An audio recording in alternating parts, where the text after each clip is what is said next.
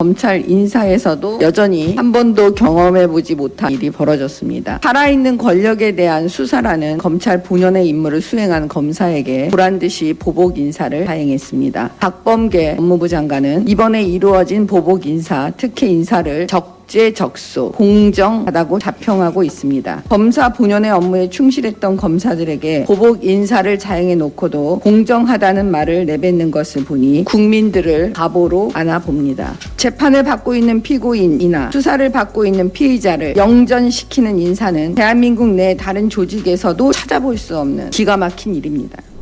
한 번도 경험해보지 못한 나라, 대한민국 곳곳에서 지금 벌어지고 있는데 검찰 인사에서도 여전히 한 번도 경험해보지 못한 일이 벌어졌습니다.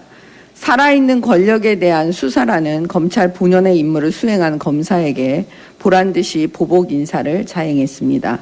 박범계 법무부 장관은 이번에 이루어진 보복 인사, 특혜 인사를 적재적소, 공정하다고 자평하고 있습니다. 법무부 장관이라는 자리에 앉게 된 것이 그 보복 인사, 특혜 인사를 목적으로 했던 것이 아닌가 보여집니다.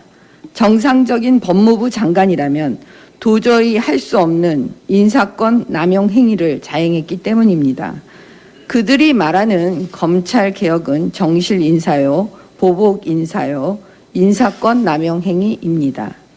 검사 본연의 업무에 충실했던 검사들에게 보복 인사를 자행해 놓고도 공정하다는 말을 내뱉는 것을 보니 국민들을 바보로 안아봅니다.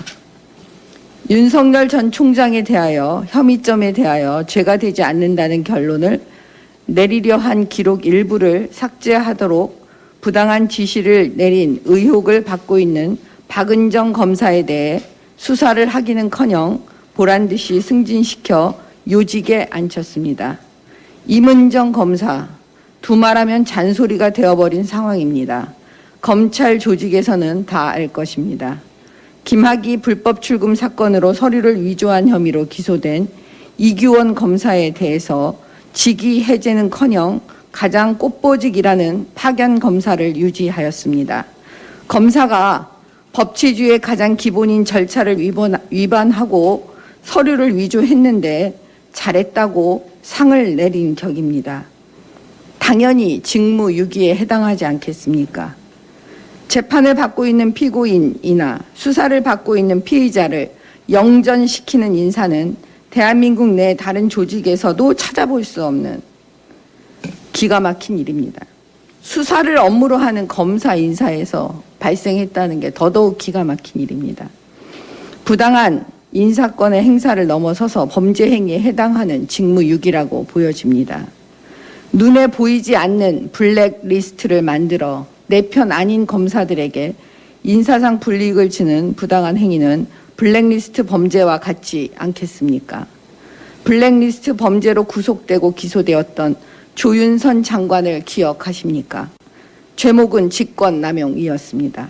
문재인 정권의 청와대도 강민석 대변인이라는 사람이 과거에 이런 말을 했더군요. 블랙리스트 특정 사안에 불이익을 주기 위해 작성한 지원 배제 명단이라고요. 딱 들어맞지 않습니까?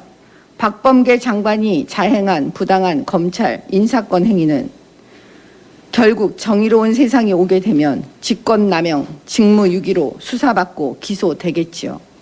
아무리 생각해도 정권 교체 말고는 답이 없습니다. 정의가 강물처럼 흐르는 대한민국, 그 대한민국을 정권 교체로 이뤄내겠습니다.